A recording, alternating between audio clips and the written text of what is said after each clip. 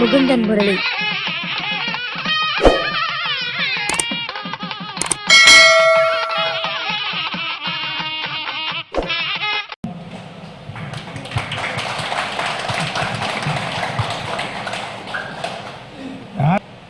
சென்னையில் மாதாந்திர சிறப்பு கூட்டம்.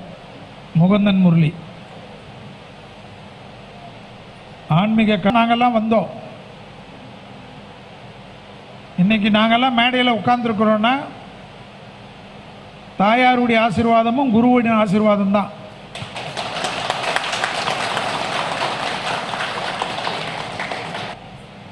ராமேஸ்வரத்தில் போய் திலக ஹோமம் பண்ண முடிஞ்சிடும்ன்றாங்க. எது முடியும்? சந்தோஷம் பெற்றிருந்தாதான் நம்மளை கூட இருந்து போட்டோ எடுக்க வைக்க. இந்த பெருமை கிடைக்கக்கூடிய ஒரே தொழில் எதுனா ஜோதிடம் தான். பட்டிமன்ற பேச்சாளர் சூப்பர் ஸ்டார் யதார்த்த ஜோதிடர் செல்வி தாம் ஐயா அவர்கள் தான். அதில் எந்த ஒரு மாற்று கருத்தும் இல்லை.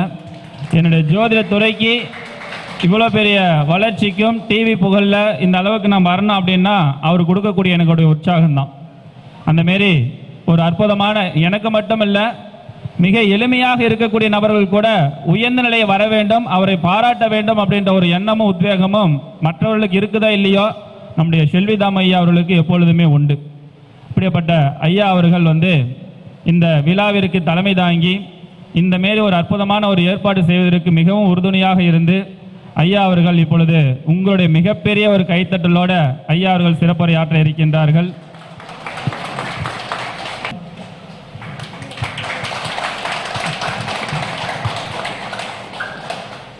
யாரும் சரியா சாப்பிடல போல இருக்கு.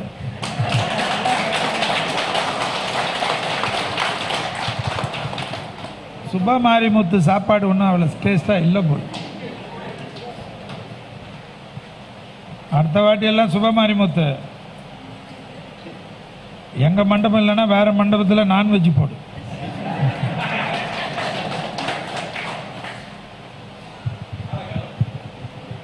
ஆள் எங்கே ஒளிஞ்சுட்டு இருக்காங்க தெரியல.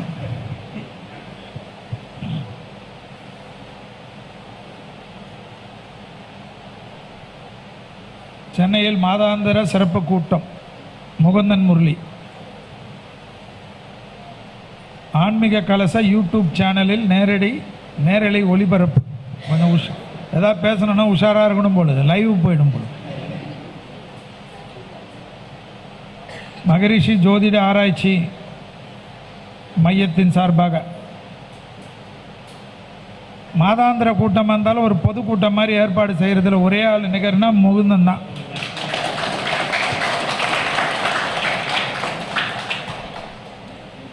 இப்போ வித்யா கார்த்திக் மாதிரி நிறைய பேர் மேடையில் ஏறி சந்தோஷமாக பேசுகிறதுக்கெல்லாம் ஒரு வாய்ப்பு கிடைக்கிதில்ல. அடுத்தது யார் யாரெல்லாம் லிஸ்ட் இருக்கா இங்கே ஒரு மாதமும் நடக்கும்.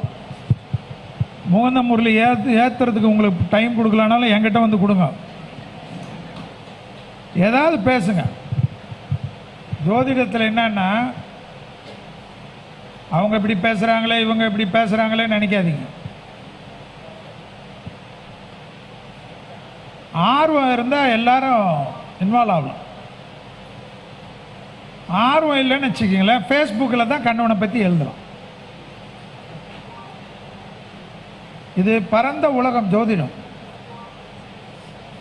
ஜோதிடம் என்பது என்னன்னா ஒரு பரந்த உலகம்.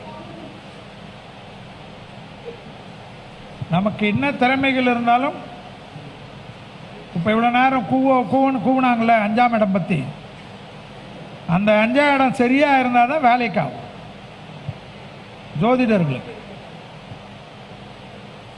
மதிப்புக்கு மிகு பொன்னையான வந்திருக்கிறாரு, அவருக்கு நல்வாழ்த்துக்கள். எனக்கு முன்னாடி பேசி சென்ற மகேஷ் ஐயர் தம்பி வந்திருக்காரு. பரிகார செம்மல், ஆன்மீக தென்றல் சுபமாரிமுத்து, அப்புறமா பரிகார சத்யாம்மா, சீதா சுரேஷ் வந்திருக்காரான்னு தெரில. சரவண பரணி பாரதி முதலே பேசிட்டு போயிட்டாரு. பின்னாடியே தாந்திரிக சக்கரவர்த்தி உட்கார்ந்துருக்காரு பிரகாஷ். அடுத்தது இன்னொரு தாந்திரிக மந்திரவாதி ஒருத்தர் உட்கார்ந்துருக்கிறார், மணிமுருகேசன். அப்புறமா டிபி லோகநாதன், அப்புறமா மைதிலி மேடம், கிருஷ்ணமூர்த்தி, நிறைய டாக்டர் இருக்கிறாங்க. ஜெயம் ஜெயஸ்ரீ, கோவிந்தராஜ், வெங்கடேஷ், சுகன்யா, நிறைய பேர் இங்கே, வித்யாவதி, நித்யாவதி, சொர்ணலக்ஷ்மி, நிறைய பேர் உட்கார்ந்துருக்கீங்க. எல்லாருக்கும், சிலருக்கு வந்திருக்கிறவங்க பேர் தெரியலனாலும் வந்தவர்களுக்கு அனைவருக்கும் வணக்கம். ஒரு பாவத்தை பற்றி ஜென்ரல் கோட்பாடு தான் யாராக இருந்தாலும் மேடையில் பேச முடியும். லக்னத்தில் இவர் இருந்தால் 9 பிளானட் யார் யார் இருந்தால் அதெல்லாம் எழுதி வச்சுட்டாங்க ஏற்கனவே. இப்போ 5ஆம் பாவத்தை பற்றி பேசுனாங்க, இப்போ 6ஆம் பாவத்தை பற்றி பேசுகிறோம்னு வச்சுக்கோங்க. இப்போ ஒரு லக்னம் இருக்கு. இப்போ நீங்கள் என்ன பண்ணுறீங்க? ஜோசியம் சொல்கிறச்ச இங்கே எல்லாரும் ஜோதிடர்கள் தானே, இல்லை ஜோதிடம் இல்லாதவங்க இருக்கீங்களா? சந்தோஷம். அதாவது நான் எல்லா இடத்துலையும் சொல்கிறது தான், உங்களை போல் பார்வையாளர்களாக தான் நாங்கள்லாம் வந்தோம். இன்னைக்கு நாங்கள்லாம் மேடையில் உட்கார்ந்துருக்கிறோன்னா தாயாருடைய ஆசீர்வாதமும் குருவுடைய ஆசீர்வாதம் தான்.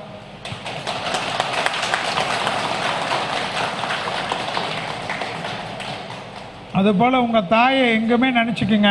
அவங்க உயிரோடு இருந்தாலும் சரி, இல்லைனாலும் சரி, ஒரு விஷயத்துக்கும் தாயை நினச்சிட்டு, குருவை நினச்சிட்டு உங்கள் வாழ்க்கையை ஆரம்பிங்க. இப்போ நிறைய யூடியூப்பை பார்த்தாவே பயமாக இருக்குது. இப்போ ஜோசியம் சொல்கிறதெல்லாம் விட்டுட்டு குறை சொல்கிறது தான் இப்போ ஜோசியமே ஆரம்பிச்சிட்டாங்க. அவர் சொல்கிறது சரியில்லை, இவர் சொல்கிறது சரியில்லை. அதுக்கு மேலே நம்ம அண்ணனுங்களுக்கெல்லாம் என்ன ஆச்சுன்னே தெரில, நட்சத்திரமே இல்லைன்றாங்க.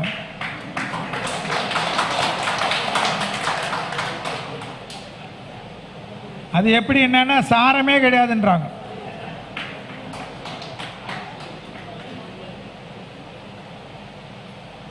இது எங்க போய் முடியுமோன்றது தெரியல. பொருத்தம் இல்லைன்னு கொஞ்சம் ஆரம்பிச்சாங்க, அது போறதுக்குள்ள இப்ப நட்சத்திரமே இல்லைன்னு ஆரம்பிச்சாச்சு.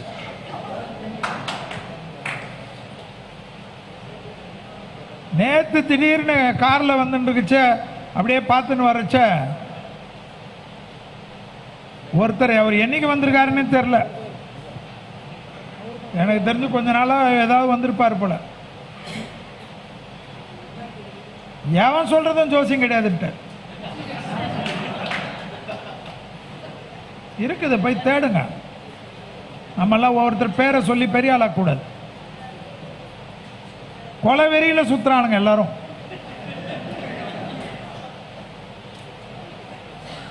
அரசியலில் தான் இப்படி பார்ப்போம் நம்ம. இனிமேல நான் எல்லா சேனலுக்கும், நியூஸ் சேனலுக்கும் சொல்றது என்னன்னா, இந்த மக்கள் இந்த அரசியல் டிபேட் பார்த்து பார்த்து போர் அடிச்சிடுச்சு. ஜோசிக்காரங்களை வச்சு டிபேட் பண்ண நல்லா இருக்கும். இது சரியில்லை, அது சரியில்லை, அப்படி சரியில்லைன்ட்டு கடைசியில் மக்கள்னா வந்துருவாங்கன்னா ஜோசியமே கிடையாதுப்பா. ஏன்னா இவங்களே எல்லாமே சொல்லிடுறாங்கல்ல. நம்மளுடைய ஜோதிடத்தை படித்து அந்த ஜோதிடம் மூலியமாக பேர் புகழ் பெற்று அந்த ஜோதிடத்தை குறை கூறுறது எப்படி இருக்குதுன்னு தெரியுமா? நம்ம தாயே குறை கூறுற மாதிரி அது.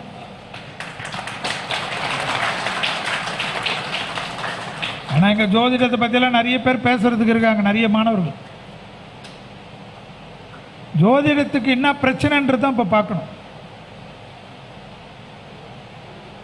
அதுவும் நம்ம தமிழ்நாடு போல இருக்கிறச்ச எப்படா யாராவது ஏதாவது மாட்டுவாங்களான்னு உட்கார்ந்துருக்கிற ஒரு இடம் அது. ஒரு காலத்தில் நீயா நானா டிபேட்லெல்லாம் நாங்கள்லாம் உட்காந்து பேசுகிற காலகட்டத்தில், அந்த காலத்திலலாம் நான் சொல்கிறது, சுபவீரபாண்டியன் ஒரு பக்கம் ஜோதிடமே இல்லைன்னு ஒரு கும்பல், ஜோதிடர்னு ஒரு கும்பல், எல்லாத்துக்கும் பேசி ஒன்றுத்துக்கும் கவுண்டர் கொடுத்து எல்லா கஷ்டமும் எல்லா பட்டு ஜோதிடம் ஈஸியாக வளரல. நிறைய நம்ம முன்னோர்கள்லாம் நமக்கு ரிஷிகள் ஞானிகள்லாம் குடும்பத்தெல்லாம் விட்டு இந்த கலைக்காக நிறைய விஷயம் கற்றுக் கொடுத்தத எடுத்து தான் நம்ம எல்லாமே புக்கை காப்பி அடிச்சு தான் இப்போ MM சிஸ்டம்ன்ற முகுந்தன் கொடுக்குற புக்கு எப்படி 10 புக்கிலேருந்து காப்பி அடிச்சு தான். ஹலோ, உண்மைங்க. அதுபோல் எல்லாரும் அப்படி தான். செல்வி 14 புக்கு எடுத்திருக்கேன்னா எப்படி? என் கருத்து கொஞ்சம் கொஞ்சம் என்னுடைய இதில் இருந்து கொஞ்சம் கொஞ்சம் இருந்தாலும் சூட்சும விதி என்ன? சூட்சும விதி கோள்கள் தான், நம்மளுடைய முன்னோர்கள் கொடுத்த நூல்கள் தான்.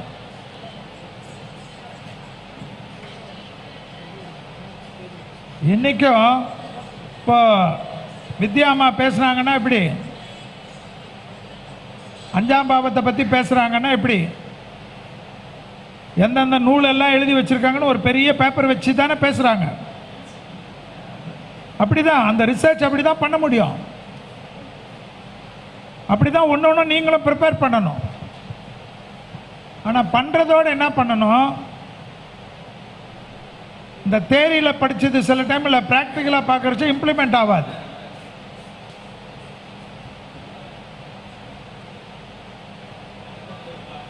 அஞ்சுக்குரியவன் 2ஆம் இடத்துல இருக்கிறானா, நீ ஜோசியரா கேட்டா, யோ நான் ஜோசியரா இருந்தா ஏன் உங்ககிட்ட வருவேன், நான் கவர்மெண்ட் ஆஃபீஸரான்வான். அப்போ கூட நம்ம கேட்கலாம், கவர்மெண்ட் ஆஃபீஸராக இருந்தாலும் நீங்கள் மக்களுக்கு ஏதாவது திட்டங்களை வகுக்கிறவரா இருக்கிறீங்களா, இல்லை மக்களுக்கு ஏதாவது வழிகாட்டக்கூடிய ஃபீல்டில் இருக்கீங்களா? ஏன்னா ஏதாவது ஒரு வழிகாட்டியாக அவர்கள் இருக்கக்கூடிய இடமாக அவர்கள் உத்தியோகத்தில் இருப்பாங்க. அப்படி ஒன்றொன்னா தான் கண்டுபிடிக்கணும்.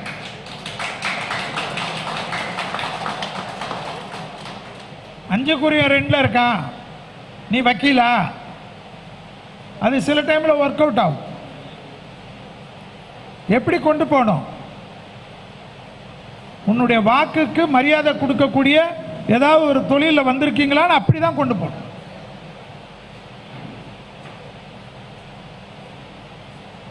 ஒரு காலத்தில் 5ஆம் பாவத்தில்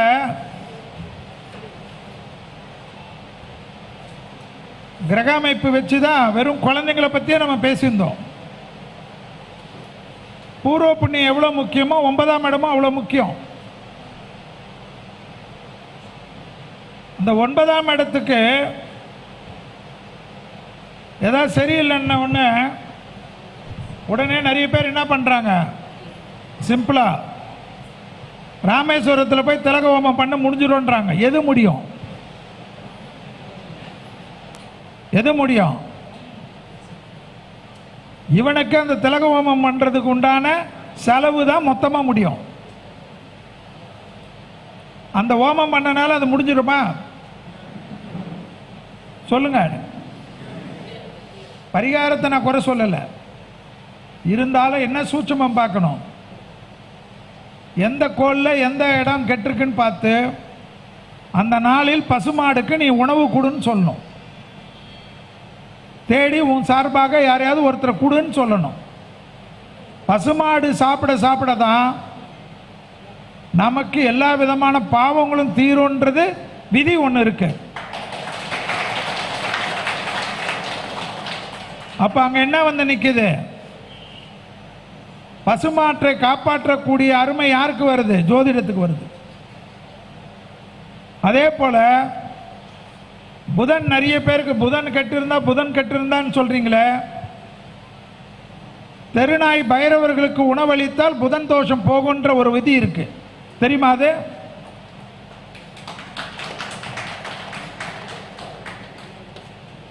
ஸோ நிறைய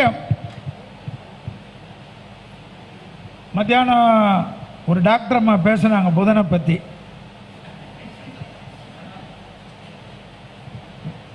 புதன்னாவே நிறைய பேர் என்னன்னா படிப்பு படிப்புன்னு இன்னைக்கும் அப்படிதான் இருக்கு. புதனை பற்றி நிறைய ரிசர்ச் பண்ணுங்க. நான் ஏற்கனவே சொல்லியிருந்தான் வருது. இருக்கிறதுல மோசமான பிளானட் யாருன்னா புதன் தான் என் ரிசர்ச்சில்.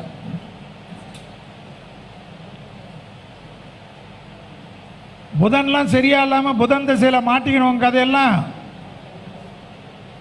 தூக்கம் போய் சைக்காட்ரிக் எஃபெக்ட் ஆகி பைத்தியமாகி குடும்பத்தை விட்டு ட்ரக் அடிக்ஷனில் போய் எல்லாத்துலேயும் இந்த புதன் பெரிய ரோல் பண்ணுவார்.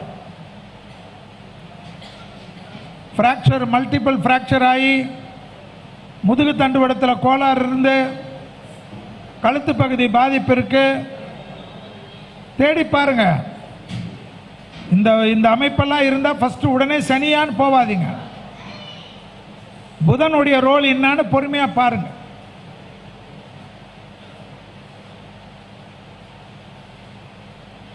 இந்த ஓசிடின்னு ஒரு நோய் இருக்கு, தெரியுமா உங்களுக்கு? சொல்லுங்க, ஓசிடினா என்ன? அப்சசிவ் கம்பல்சிவ் டிசார்டர்னு பேர். அது ரொம்ப சுத்தமா பார்ப்பாங்க. வீட்டில் பெட்டில் ஏந்துக்கிறச்ச பெட்ஷீட் களைஞ்சிருந்தா கூட டென்ஷன் ஆகி பைத்தியம் பிடிச்சிரும் பார்ட்டிக்கு. யாராவது கால் கழுவாம வந்துட்டாங்கன்னு வச்சுக்கோங்க, காஃபி கம்ப குடிச்சிட்டு சைடில் இங்கே வச்சுட்டா கூட அப்படியே பார்த்துட்டு இருப்பாங்க. இந்த டேபிள் இருக்குல்ல, இந்த டேபிளில் வாழைப்பழத்துக்கு பக்கத்தில் இது வைக்கல அது வைக்கல அப்படியே உட்கார்ந்துட்டு இருக்கச்சு கூட டென்ஷனாக இருக்கும். இதெல்லாம் பார்த்தீங்கன்னா புதன் என்ன வேலை செஞ்சிருக்காருன்னு பாருங்க. ஃபர்ஸ்ட் ஒருத்தர் வர்றச்சவே அவர் ஜாதகத்தில் அவருக்கு என்ன நோயின்னு நீங்க கண்டுபிடிச்சிட்டாவே அங்கேயே அந்த வந்திருக்கிற வாடிக்கையாளர் 50% உங்களுக்கு சந்தோஷமா உங்ககிட்ட இருந்துருவார். ஃபர்ஸ்ட் மெடிக்கலை நிறைய டெவலப் பண்ணிக்கணும். மெடிக்கல் கற்றுக்கினா தான் அஸ்ட்ராலஜியில் நம்ம பெரிய சக்ஸஸ் ஆக முடியும். ஏன்னா அவனுக்கு இன்னும் தேகாரைக்கு குறைபாடை நம்ம சால்வ் பண்ணி கொடுத்துட்டாவே வந்திருக்கிற கூடிய கிளைண்ட்டு கஸ்டமர் சந்தோஷமாக ஆயிடுவாங்க. பணம்லாம் அடுத்தது. பணத்தில் நொடிஞ்சு போனவெல்லாம் வருவாங்க. நொடிஞ்சு கஷ்டப்பட்டு விரயமாகிறது 6ஆம் பாவம் 12ஆம் பாவம்லாம் பார்க்கணும். சரி, 12ஆம் பாவம் ஏதாவது ஒரு,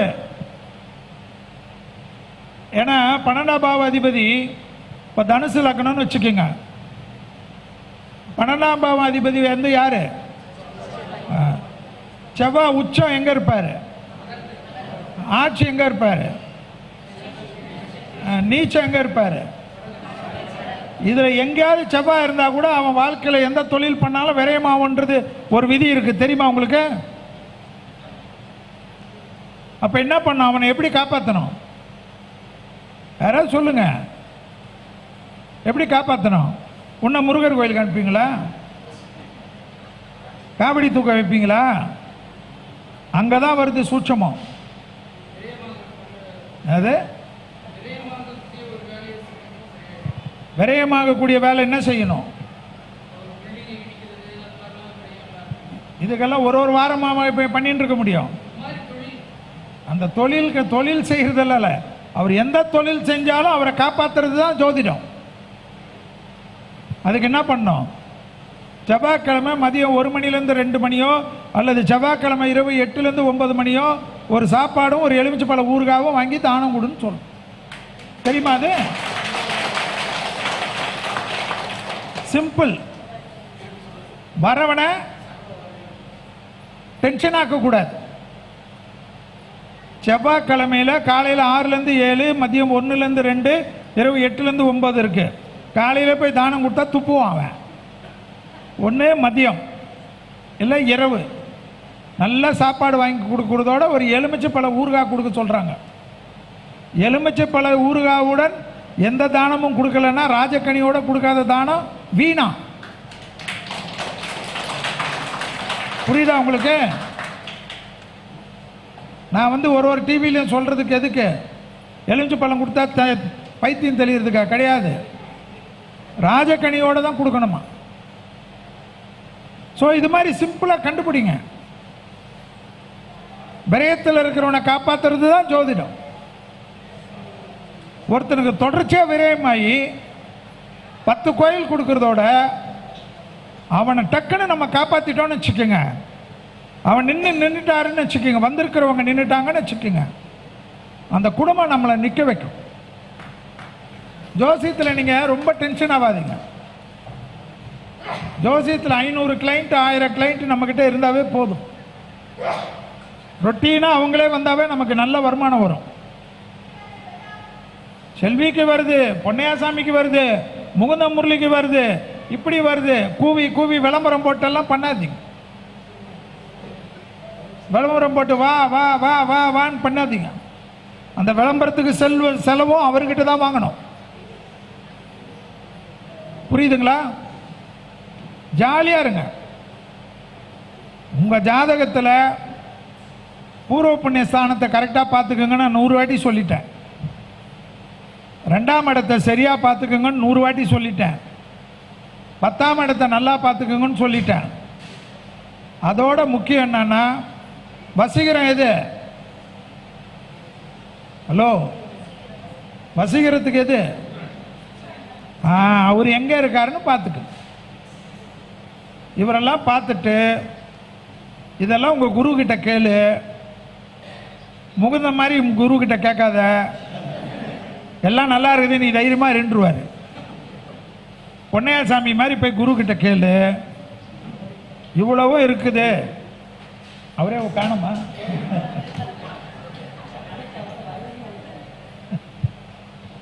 கேட்டுட்டு இந்த ஜோதிடம் வருமா எனக்குன்னு, இது மூலிமா பொருள் ஈட்ட முடியுமான்னு கேட்டுட்டு தைரியமாக பண்ணுங்க.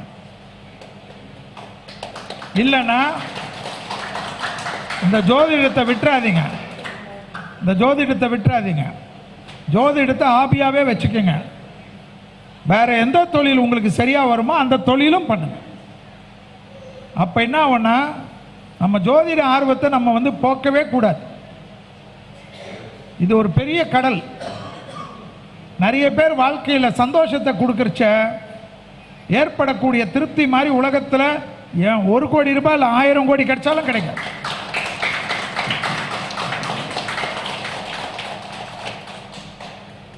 ஒரு ஜோதிடனுக்கு சினிமாக்காரங்களுக்கு ஃபேன்ஸ் நிறைய இருப்பாங்க. ஒரு சினிமாக்கு வந்து அது ஒரு மாயம்.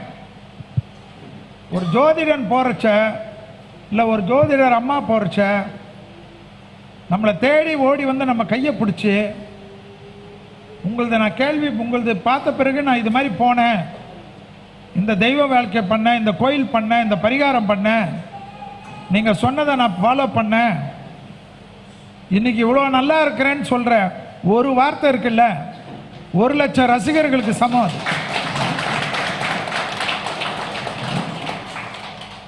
நம்மக்கிட்ட ஓடி வந்து ஒருத்தங்க செல்ஃபி எடுக்கிறாங்கன்னா அது நம்மனால அவங்க ஏதோ ஒரு விதத்தில் ஏதோ ஒரு சந்தோஷம் பெற்றிருந்தால் தான் நம்மளை கூட இருந்து ஃபோட்டோ எடுக்க வைக்கும். இந்த பெருமை கிடைக்கக்கூடிய ஒரே தொழில் எதுனா ஜோதிடம் தான். பட்டிமன்ற பேச்சாளர்களுக்கெல்லாம் கூட இருந்து ஃபோட்டோ எடுப்பாங்க. சினிமா மிமிக்ரி பண்ணுறவங்க, மியூசிஷியன், அதெல்லாம் எப்படின்னா ஒரு நிபுணர்கள்கிட்ட நம்ம எடுத்துக்கிறோன்னு ஒரு திருப்தி அவங்க. ஐயோ இவர் வந்து என் வாழ்க்கையில் ஒன்று ஏதோ எனக்கு நல்லது பண்ணார், இவர் கூட இருக்கிற இந்த ஃபோட்டோ தான் எனக்கு ரொம்ப முக்கியம்னு எடுக்கிறாங்க இல்லையா, அதுதான் இந்த ஜோதிடத்துக்கு கிடைக்கக்கூடிய ஒரு சந்தோஷம். அது வேற எந்த தொழிலையும் கிடைக்காது.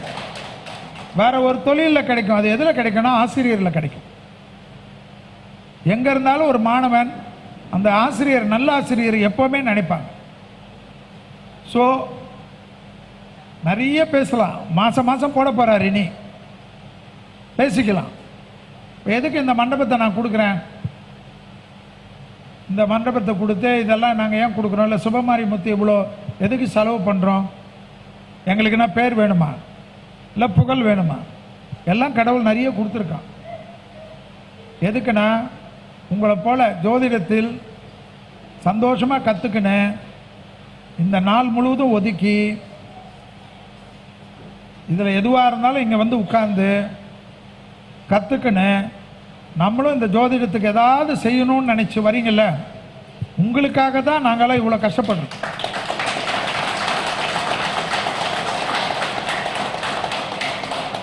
இந்த மண்டபத்துக்கு காலையிலேருந்து ராத்திரி வரைக்கும் எவ்வளோ வாடகைன்னு ஆஃபீஸில் போய் கேளுங்க, சொல்லுவாங்க. ஆனால் நீ வந்தியா, உன் மைக் எடுத்துன்னு வந்தியா, கேமரா எடுத்துன்னு வந்தியா, ரெக்கார்ட் பண்ணியா, கிளம்பி போயினே இருக்கணும்னு சொல்லியாச்சு. புரியுதுங்களா? க்ளீன் பண்ணுறதுக்கு கூட நாங்கள் பார்த்துக்குறோன்னு சொல்லிட்டோம். முகுதங்கிட்ட என்ன நான் ஷேர் பேசிக்கலையா உட்காந்துருக்கோம் கிடையாது.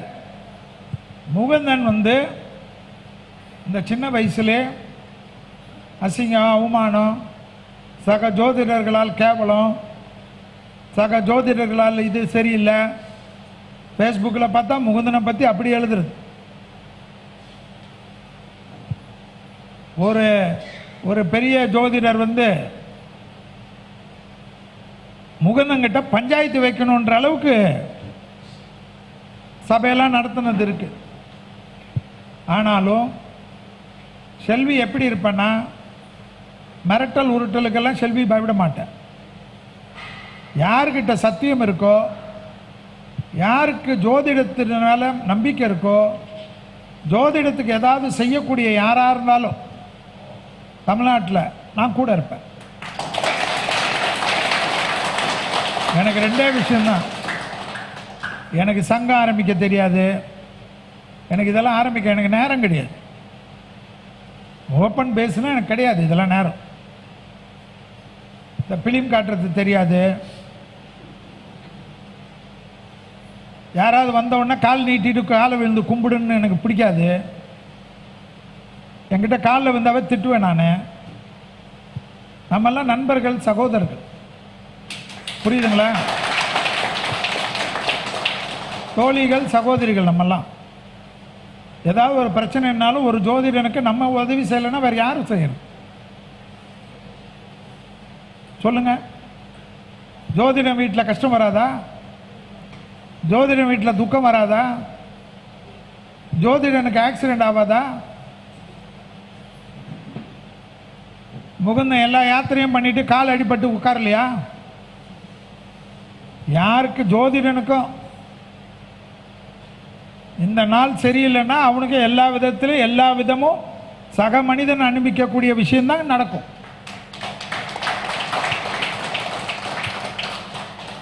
இப்பெல்லாம் சிலர் பேசுறத பார்த்தா கஷ்டமா இருக்குது. என்னவோ இந்த மண்ணிலேயே இவர் மட்டும்தான் நிரந்தர மாதிரி, மற்றவெல்லாம் சங்கு ஊதிட்டு போற மாதிரி, எல்லாம் அப்படியே உடம்புல வெயிட்டு போடலாம், எல்லாம் தலையில போட்டுக்கணும் சுத்துது.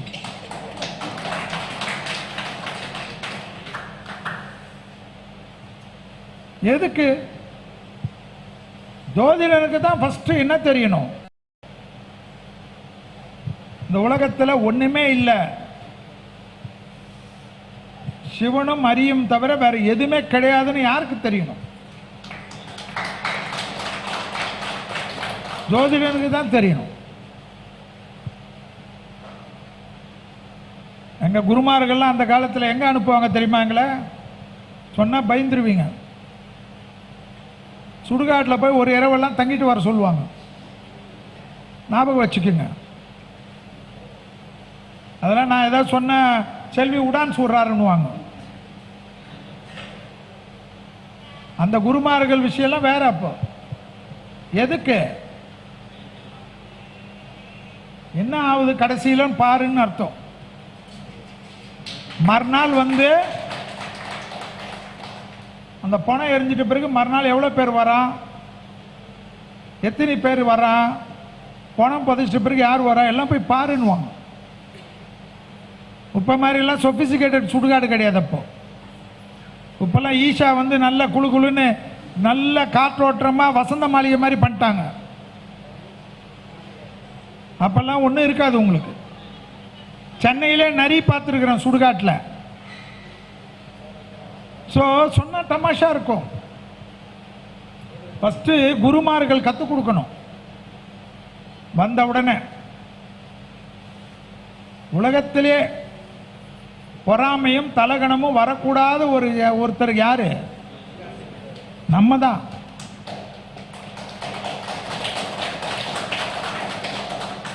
நிறைய பேர் வருவாங்க, நிறைய பேர் வருவாங்க, நமக்கே வருவாங்க. சார் நீங்கள் அந்த இது சொன்னீங்களே, அது ஆக்சுவலாக பார்த்தா தப்பு தெரியுமா? என்னவா டேய் நான் எவ்வளோ பெரிய ஆள் தெரியுமான்னு சொல்லக்கூடாது.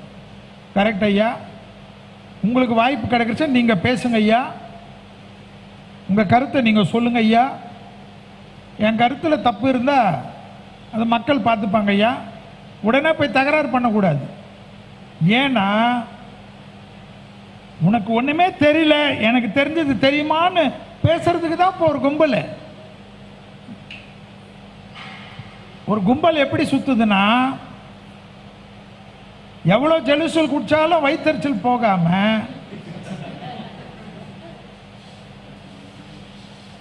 ஒருத்தர் ஒரு ஜோதிடர் எழுதுறார், செல்வியே எல்லாத்துக்கும் கூப்பிடுறிய, எனக்கு எவ்வளோ தெரியும் தெரியுமா? நான் என்ன கேட்குறேன், சேனல்காரங்க கூப்பிடுறாங்கன்னா அவங்க கூப்பிட்டு நம்ம போகிறோம். இங்கே இருக்கிற எவ்வளோ பேரில் இவங்களை கூப்பிடுப்பான்னு நானே சொல்லியிருக்கேன். நான் அவங்கக்கிட்ட ஏதாவது மீட்டரை உஷார் பண்ணேன். இங்கே உட்காந்துருக்கிற எவ்வளோ பேரை கூப்பிட்டுருக்கிறேன் கேளுங்க. அவங்க சேனலில் வந்தால் கூட நான் ஒரு வணக்கம் சொல்லிட்டு போயிடுவேன். தெரியுமா, நான் தான் சொல்லி உனக்கு வாங்கி கொடுத்தேன் தெரியுமான்னு சொல்ல மாட்டேன். ஏன் இல்லைன்னு சொல்லுங்கள் யாரையாவது. எனக்கு ஒரு 10,000 ரூபாய் கொடுக்கணும், உன்னை நான் தான் கூப்பிட்டேன், எனக்கு வந்து குத்துட்டு போன என்னைக்காவது கேட்டிருக்கேன்? செல்வி மேலே யாராவது சொல்லுவாங்க? இல்லை என் காலை பிடிச்சி விடுன்னு சொல்கிறேன் நான். அப்படி கிடையாதுங்க. நம்மக்கிட்ட ஒரு சான்ஸ் கேட்குறாங்க, நமக்கு அப்போ யாரை ஞாபகம் வருதோ சொல்லிடணும். உடனே அதுக்கு ஒருத்தர் 2 பேர் ஃபோன் பண்ணுறாங்க, ஏங்க உங்கள் கூடயே இருக்கிறேன் நான், என்னை விட்டுட்டு அவங்கள கூப்பிட்டு விட்டுருக்கீங்கன்றாங்க. ஐயோ எனக்கு ஞாபகம் வரல, அடுத்த வாட்டி ஞாபகம் வந்தால் உன்னை கூப்பிட்றேன். இப்போ கூட எதில் உட்காந்தோம் முகுந்து, நான் கலாட்டாவில் உட்காந்தோம். அப்பா யார் உனக்கு செல்வி யார் உனக்கு? எனக்கு முகுந்தன் தெரியும்பா கூப்பிடுப்பான்னு. முகுந்தா உனக்காக நான் சொல்லியிருக்கிறேன். அப்படி கிடையாதுங்க. நம்மளாம் ஒருத்தர் நம்ம டெவலப் பண்ணி விட்டா தான் இந்த தொழில் வளரும்.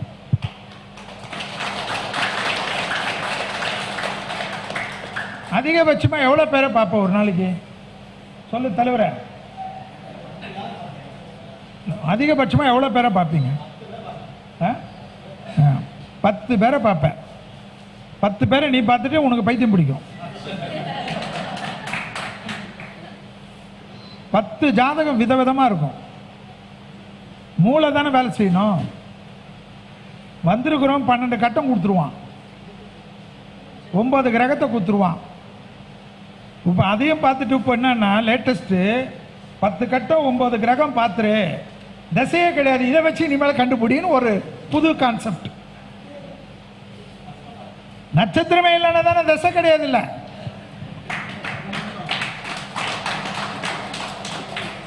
இனிமேல் நம்ம எப்படி ஜோசியம் சொல்லணும்? உட்காந்துக்கினே இதில் ஏதாவது ஒன்று தொடு, இல்லை இதில் ஒன்று தொடு. எதுக்கு இது? இந்த கொலைவெறி எதுக்கு?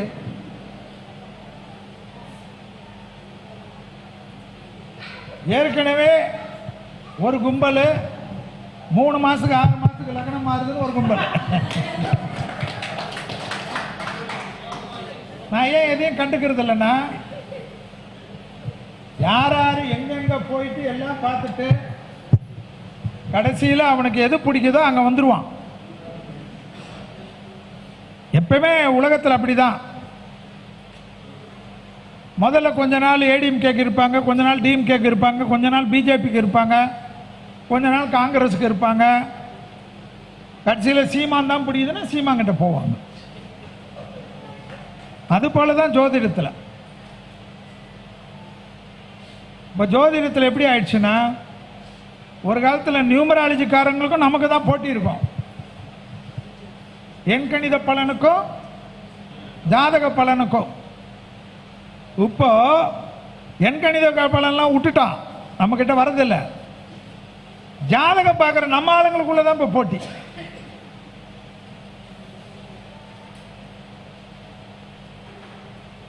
ரெண்டு விஷயம்தான். மக்கள் தெளிவாக இருப்பாங்க. மக்களுடைய கான்செப்ட் வேற. என்ன உருட்டினாலும் என்ன செஞ்சாலும்,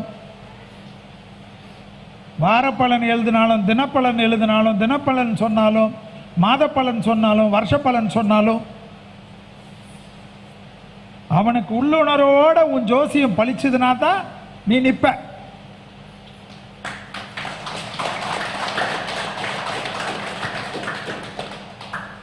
இல்லைன்னா மார்க்கெட்டுன்றதெல்லாம் கிடையாது. ஆனால் இந்த டெய்லி பலனுக்கோ வார பலனுக்கோ மாச பலனுக்கோ வருஷ பலனுக்கோ நீங்கள் முதல்ல ப்ரிப்பேர் பண்ணி தினப்பலன் சொன்னால் கூட அன்னைக்கு டேட்டு பஞ்சாங்கத்தை கண்ணில் ஸ்கேன் பண்ணிட்டு 2 பாயிண்ட் சொன்னால் கூட நீங்கள் கரெக்டாக சொல்லி பாருங்க. உங்கள் தினப்பலனுக்குன்னு ஒரு ரசிகர் கூட்டம் எப்படி இருக்குன்னு பாருங்க.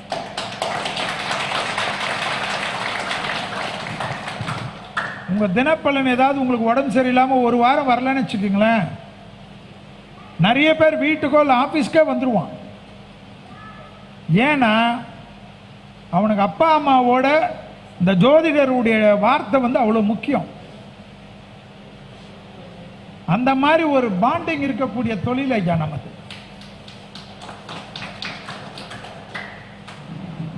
நம்மளை முகத்தில் காலையில் நம்மளை தான் எழுந்த உடனே நம்ம யூடியூப்பில் போயிட்டு நம்மளை சர்ச் பண்ணி சாமியை பார்க்குறாரோ இல்லையோ நம்மளை பார்த்துட்டு வாழ்கிறவங்க எவ்வளோ பேர் இருக்காங்க.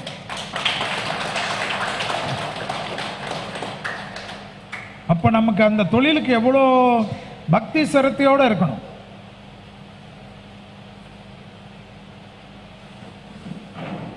இதிலே ஜோதிடத்திலே நிறைய பேருக்கு நலிந்தவர்கள்லாம் இருக்கிறாங்க. அவர்களுக்கெல்லாம் நம்மளும் ஏதாவது ஒன்று செய்யணும். அதெல்லாம் அடுத்தடுத்தா ஒன்று ஒன்றா தான் டெவலப் பண்ணலான்னு பார்க்குறோம். பள்ளிப்பாளையத்தில் இருந்த முகுந்தன் அப்படி இழுத்துன்னு வந்திருக்காங்க. ஏன்னா சென்னை தான் பேஸ். வீட்டை காலி பண்ண சொல்றதெல்லாம் உன் வேலை.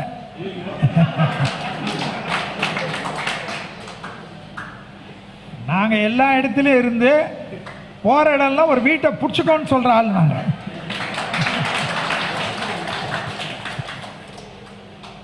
நீ இருக்கிறத மொத்தமா காலி பண்றதே உட்காந்து கிடக்குது. இதுல வேற தாந்திரிக சக்கரவர்த்தி மன்னர்னு வர சொல்லி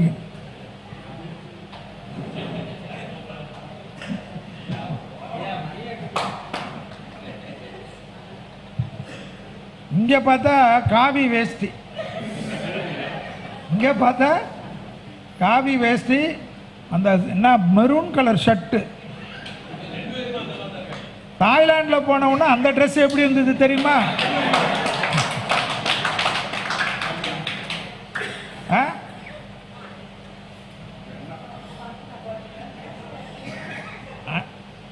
ஒருத்தரை பத்தி ஒரு மாதாந்திர கூட்டத்தில் பேசணும்னு நினைக்கிறேன்.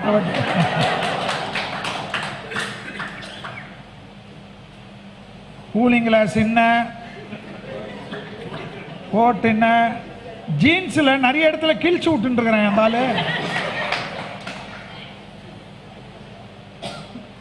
வாங்கின சில்லறை எல்லாம் பத்தாதுன்னு இதுல வேற.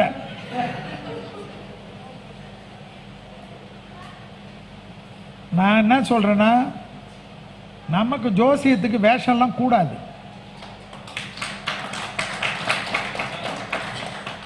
நம்ம ஷார்ட்ஸ் போட்டுக்கலாம், டிஷர்ட் போட்டுக்கலாம், நமக்கு பிடிச்ச ஸ்டைலில் நம்ம ஜோசியம் சொல்லலாம். நம்ம வார்த்தைக்கு தானே சார் மரியாதை. நம்ம என்ன கோயிலே உட்காந்து பூஜை பண்றோம்?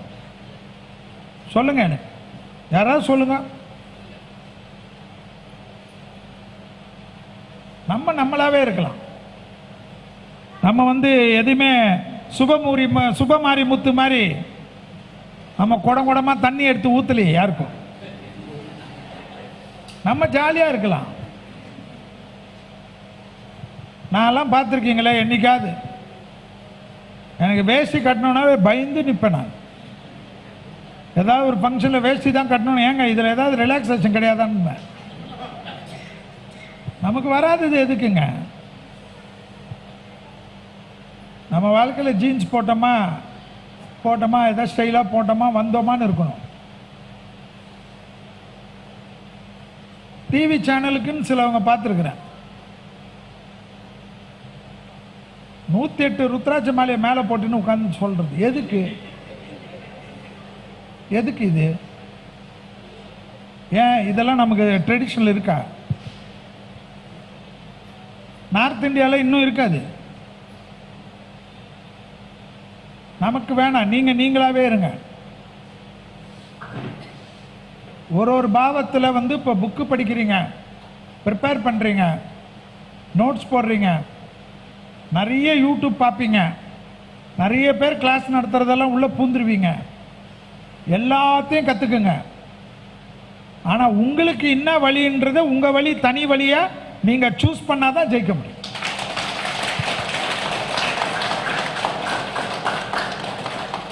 நான் முகுந்த முரளி ஸ்டூடெண்ட் இருந்துக்கோ, திண்டுக்கல் சின்ராஜ் ஸ்டூடெண்ட் இருந்துக்கோ, இந்த இவருடைய ஸ்டூடெண்ட் இருந்துக்கோ, பொன்னையாசாமி ஸ்டூடெண்ட் இருந்துக்கோ, ஆனால் எல்லாத்துலேயும் எனக்கு வேணுன்றதை எடுத்துப்பேன்.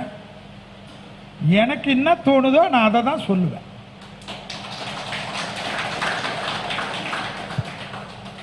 நம்ம சொல்றது நடக்க ஆரம்பிச்சிச்சுன்னு நினச்சிக்கோங்க, ஒருத்தர் 4 பேர் ஆவாங்க, 4 பேர் 40 பேர் ஆவாங்க, 40 பேர் 400 பேர் ஆவாங்க, 400 பேர் 4000 பேர் ஆவாங்க. நம்ம ஆளுங்களுக்கெல்லாம் ஒரு ஆளுங்களுக்கு 5000 பேர் 6000 பேர் நீங்கள் கிளைண்ட்ஸை பிடிச்சிட்டாவே நீங்கள் ராஜாவோட பெரிய ராஜாவாக ஜாலியாக இருக்கலாம். அதுபோல் டெவலப் ஆகிறதுக்கு குறைஞ்சபட்சம் 10 வருஷமாவது உங்களை டெடிகேட்டடாக உழைங்க. சும்மா பொறாமப்பட்டுக்கின்னு கத்திக்கின்னு டென்ஷன் ஆகிக்கின்னு எமோஷன் ஆகிலாம் பண்ணாதீங்க. கோயிலை பற்றியெல்லாம் எழுதுறீங்கன்னா, கோயிலை பற்றியெல்லாம் பேசுகிறீங்கன்னா, அந்த கோயிலில் போயிட்டு உட்காந்து அந்த கோயில் பக்கத்தில் ரூம் எடுத்து இந்த வரலாறுலாம் உண்மையா பொய்யா எல்லாத்தையும் ரிசர்ச் பண்ணி பண்ணு. யாராவது 1000 வருஷம் கோயில்னா உடனே அதே நம்மளே பேசக்கூடாது. அது நிஜமாவே 1000 வருஷமா, அதனுடைய தாத்வீகம் என்ன, இந்த கோயிலுடைய யார் பாடல் பெற்ற ஸ்தலம், அப்பர் பாடி இருக்காரா, சுந்தரர் பாடி இருக்கிறாரா, இதில் என்ன மாதிரி பலன் இருக்கு. இது போல் நம்ம முன்னோர்கள், ஆன்றோர்கள், சான்றோர்கள், ரிஷிகள், முனிவர்கள் எல்லாம் இதில் பண்ணியிருக்காங்கன்னா அந்த பாட்டில் கொடுத்துருக்கக்கூடிய அர்த்தம் என்ன, அதனுடைய எதுக்காக இந்த கோயிலை அவங்க பார்த்துருக்காங்க. அப்படி தேடி தேடி எடுங்க ஐயா. மாதத்துக்கு ஒரு 4 நாள் ட்ராவல் வச்சுக்கிங்க. மாதத்துக்கு 4 நாள் ட்ராவல் வச்சுக்கினாவே உங்களுக்கு நிறைய வந்துடும். கிட்டத்தட்ட 48 நாள் இதுக்குன்னே தனியாக ட்ராவல் பண்ண எல்லா ஊருக்கும் போங்க. நம்ம தமிழ்நாட்டில் இல்லாத பரிகாரம் வேறு எங்கேயுமே கிடையாது. நம்ம தமிழ்நாட்டில் இருக்கிற பரிகாரமே போதும். அதே போல் ஓமங்களுக்கு என்ன பலன், கொடுமுடியில் என்ன பலன், இது எப்படி சிறப்பு பெற்றது, இதனால் என்ன, உத்தமர் கோயிலில் என்ன பலன், எல்லாமே தேடுங்க. சென்னையில் கந்தசாமி கோயிலில் என்ன பலன், சேவல் சுற்றி விட்டால் என்ன பலன், கடா சுற்றி விட்டால் என்ன பலன், தத்து கொடுத்தா என்ன பலன், தத்து எதுக்கு கொடுக்கணும். ஸோ ஒருத்தர் திசையில் பாதகாதிபதியோ மாரகாதிபதியோ நமக்கே ஒரு பயமாக இருக்குதுன்னா அவனை தத்து கொடுக்கறதுக்கு கண்டிப்பாக நம்ம நிற்கணும். ஏன்னா அந்த ஜாதகத்தில் அந்த தத்து கொடுக்கறதுக்கு அப்புறமா அந்த ஜாதகத்தினுடைய பலன் தெய்வ பலனுக்குள்ளே போயிடும். எல்லாமே கற்றுக்குங்க. சொல்லுங்க, இது மாதிரி தப்பு வருது, நீங்கள் வாஞ்சிநாதர்கிட்ட போங்க, ஏன் எதுக்குன்னு தேடுங்க, எல்லாமே பண்ணுங்க. ஆயுஷ் ஹோமம்னா என்ன? ஏன் திருக்கடையூரில் மட்டும்தான் ஆயுஷ் ஹோமமா? மற்ற கோயிலெல்லாம் இல்லையா? பிள்ளையார்பட்டியில் ஏன் மகா கணபதி ஹோமம் மட்டும் 4 மணி நேரம் நடக்குது? மற்ற கோயிலில் ஏன் 1/2 hour நடக்குது? போய் உட்காரணும், அந்த வாத்தியாருங்க கிட்ட கேட்கணும், நீங்கள் என்னென்ன மந்திர உச்சாரணம் எல்லாம் சொல்லி கொடுப்பாங்க. ஸோ இன்னும் நிறைய அடிக்கடிக்கு பார்க்க போகிறோம். முதல் நாள்லே போர் அடிக்க வேணான்னு பார்க்குறேன். நிறைய பேர் எனக்கு அப்புறம் பேச வேண்டியது இருக்குது. அதுக்கப்புறம் நிறைய பேர் ஊருக்கு போகணுன்றாங்க. ஊருக்கு போக முடியலனாலும் நைட்டு இங்கே ரூமில் தங்கினாலும் முகுந்த முரளிக்கிட்ட சொல்லி ரூமெல்லாம் தங்கிக்குங்க, பத்திரமா போயிட்டு வாங்க. முகுந்த முரளிக்கா இதுக்கு வந்துட்டு நைட்டு போயிட்டு எங்கேயாவது டாஸ்மாகில் மாட்டிக்கிட்டு இருந்தீங்கிட்டு எங்கள் பேரை கெடுக்காதீங்க. உங்களை நம்பி உங்கள் குடும்பம் இருக்குது, உங்களை நம்பி இந்த ஜோதிடம் இருக்குது, உங்களை நம்பி உங்கள் கிளைண்ட்ஸ் எவ்வளோ பேர் இருப்பாங்க. ஸோ எல்லோருக்கும் நீங்கள் முக்கியம், இங்கே வந்திருக்கக்கூடிய ஒவ்வொருத்தருடைய தேக ஆரோக்கியம் முக்கியம். ஸோ எல்லாருக்கும் எல்லா விதமான நல்வாழ்த்துக்கள். நான் ஏதாவது பேசுனதில் குறை இருந்தால் அதுக்கு மானசீகமாக மன்னிப்பு. எல்லோருக்கும் மீண்டும் ஒரு முறை நல்வாழ்த்து. ஜோதிடம் வாழ்க, ஜோதிடர்கள் வாழ்க என்று சொல்லி முகுந்த முரளி மாதிரி நிறைய பேர் இது போல் ஸ்கூல்லாம் ஆரம்பித்து நிறைய பேர்களுக்கு உங்களுடைய ஊர்லெல்லாம் ஜோதிடம் கற்றுக் கொடுக்கணும் என்றது தான் என்னுடைய மானசாக ஆசை. ஸோ இங்கே வந்திருக்கக்கூடிய 130 பேரும் 130 பள்ளிகளை ஆரம்பிக்க வேண்டும் என்று மனதார வேண்டுகிறேன். வாழ்த்துக்கள். மேலும் மேலும் மிகப்பெரிய உற்சாகத்தை கொடுக்குது. ஐயா அவர்கள் எங்களுக்கு கொடுக்குற தன்னம்பிக்கையும் தைரியமிக்கையும் தான் நாங்கள் இன்றைக்கி சென்னை வரல நாங்கள் பண்ணுறோம் அப்படின்னா அவர் கொடுக்கக்கூடிய தன்னம்பிக்கை மட்டும்தான். அப்படிப்பட்ட ஐயா அவர்களுக்கு மகரிஷி ஜோதிட ஆராய்ச்சி அறிவியத்தின் சார்பாக மரியாதை செய்யப்படுகிறது. கோவை ஜோதிடர்கள் சங்கத்தின் சார்பாக செல்வி ஐயா அவர்களுக்கு மரியாதை செலுத்தப்படுகிறது.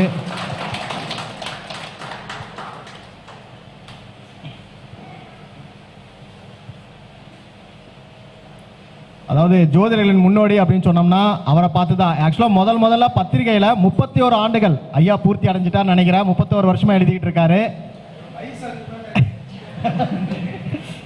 இல்லை, இன்னும் இளமையாக எழுதிட்டு இருக்காரு. அதான் முக்கியம். அந்த யதார்த்தம் என்கிற ஒரு விஷயம் இருக்கிறதுனால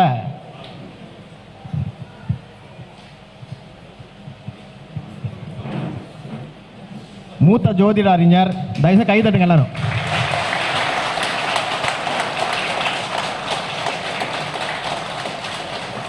இந்த விழாவினை ஒருங்கிணைத்து அற்புதமான முறையில் முன்னாடி நின்று நடத்திட்டு இருக்கக்கூடிய நம்முடைய முகுந்தன் முரளி ஐயா அவர்களுக்கு கோவை ஜோதிடர் சங்கத்தின் சார்பாக ஒரு மரியாதை.